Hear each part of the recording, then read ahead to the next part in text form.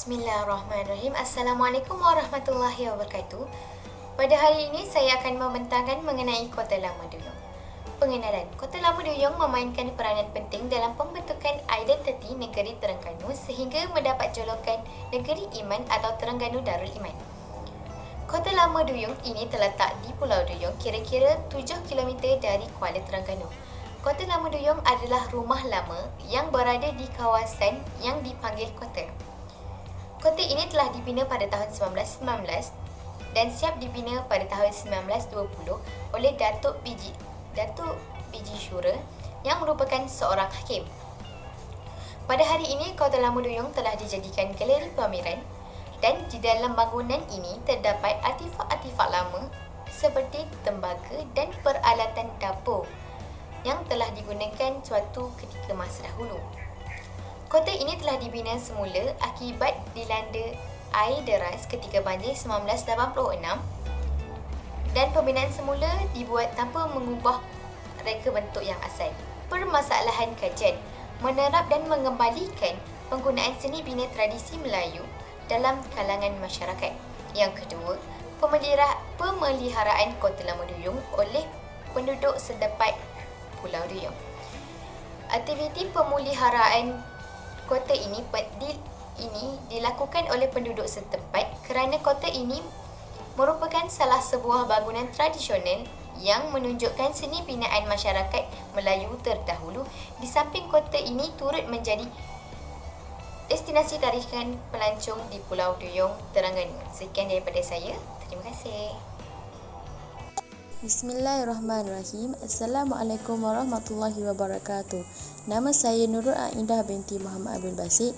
Saya memegang matrik C19A0624. Kumpulan kami telah menetapkan beberapa objektif kajian untuk mencapai matlamat kajian yang telah kami jalankan, iaitu kami ingin mengenal pasti sumber-sumber sejarah dan asal-usul yang terdapat pada Kota Lama Duyung ini. Selain itu, kami ingin mengkaji proses pembinaan kota ini daripada awal pembinaannya sehingga ia diiktiraf oleh Muzium Terengganu dan Persatuan Sejarah Negeri Terengganu. Objektif kami yang terakhir iaitu kami ingin mengekalkan Kota Lama Duyung ini sebagai pusat pelancongan yang sentiasa diingati dalam sejarah dan menjadikan kota ini sebagai tumpuan pelancong pada masa akan datang. Seterusnya, kami mendapat beberapa persoalan hasil daripada kajian kami iaitu apakah keistimewaan Kota Lama Duyung ini dan bagaimanakah proses dan cara pembinaan Kota Lama Duyung ini sehingga ia diiktiraf sebagai keajaiban dalam sejarah seni bina. Persoalan kami yang terakhir iaitu bagaimanakah sejarah seni bina kota ini dapat mengekalkan kota ini sebagai pusat pelancongan yang terkenal di dalam negara. Assalamualaikum, nama saya Nurul Izzah binti Amaluddin dan nombor matrik saya C19A0623. Baiklah, bagi menyambung pembentangan kumpulan kami, saya akan membentangkan tentang sorotan kajian dan kaedah kajian.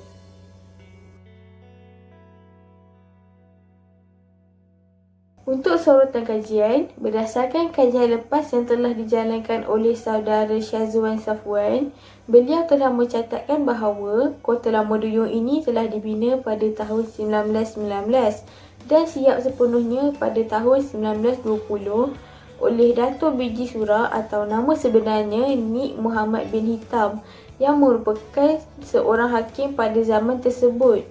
Dan pekerja atau tukang yang ditugaskan untuk membina Kota Lama ini terdiri daripada kalangan orang Melayu dan orang Cina Singapura. Dan rumah ini merupakan tempat untuk mempelajari ilmu agama dan tempat mengaji Al-Quran pada zaman tersebut. Untuk kaedah kajian, bagi mendapatkan maklumat mengenai Kota Lama Duyung dengan lebih terperinci, kami telah menggunakan beberapa kaedah kajian, iaitu kaedah keperpustakaan dan kaedah melayari internet. Kaedah keperpustakaan, di mana kami telah berkunjung ke perpustakaan bagi menjalankan penyelidikan menerusi bahan ilmiah daripada bahan-bahan yang ada seperti daripada buku-buku, majalah, akhbar, brosur dan sebagainya. Dengan ini dapat membantu kami mendapatkan maklumat mengenai Kota Lama Duyung dengan lebih terperinci. Kaedah seterusnya ialah kaedah melayari internet. Di sini kami menggunakan kemudahan ICT dan internet untuk melayari laman sesawang atau portal mengenai Kota Lama Duyung, malah memuat turun setiap maklumat yang kami perolehi daripada portal tersebut. Selain itu, melalui portal tersebut, kami juga dapat mengumpul maklumat menerusi pengalaman-pengalaman individu yang pernah datang berkunjung ke Kota Lama Duyung. Dengan ini dapat membantu kami mendapatkan maklumat yang sahih mengenai Kota Lama Duyung. Dalam skop kajian ini memfokuskan tentang destinasi pelancong yang sangat menarik di negeri Terengganu, yaitu Kota Lama Duyung yang sangat terkenal dengan keajaiban seni binanya. Antara yang menarik pada seni binanya ialah bahan yang digunakan untuk membina kota ini ialah batu bata. Namun sebahagian besarnya ialah diperbuat daripada putih telur dan madu. Putih telur digunakan sebagai simen dan ianya digunakan bersama pasir, madu, batu kecil serta tanah liat.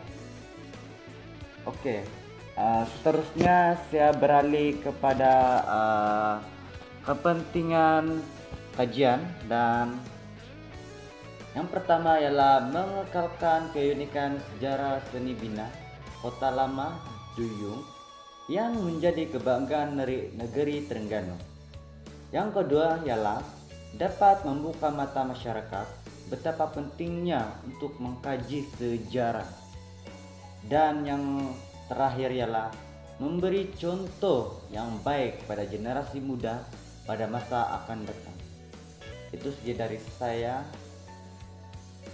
Sekian dan terima kasih. Oke, baik. Selamat petang dan salam sejahtera. Baiklah, saya akan teruskan dengan dapatan kajian dan kesimpulan. Hasil dapatan kajian kami mendapati bahwa Kota Lama Duyung ini sebenarnya memainkan peranan yang cukup penting, yaitu berperanan dalam pembentukan anak negeri. Hal ini dikatakan demikian karena tempat tersebut terkenal dengan sifat lemah lembut tetapi tekun untuk bekerja. Selain itu, mahir dalam bidang pertukangan tradisional dan lain-lain lagi. Seterusnya, menjadi pusat perbincangan hal ehwal perundangan. Hal ini dikatakan demikian karena tempat tersebut sangat berpotensi untuk dijadikan tempat sesuatu perbincangan. Dan yang terakhir adalah turut menjadi rujukan hal-hal pentadbiran. Seperti yang diketahui bahwa disitulah lahirnya ulama-ulama yang sangat bijaksana dan terbilang.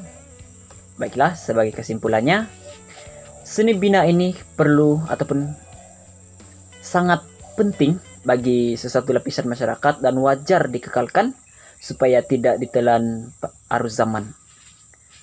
Hal ini dikatakan demikian karena tempat tersebut boleh dijadikan sebagai pengajaran dalam kehidupan mereka, terutamanya bagi kehidupan remaja pada masa akan datang. Itu sahaja dari kami.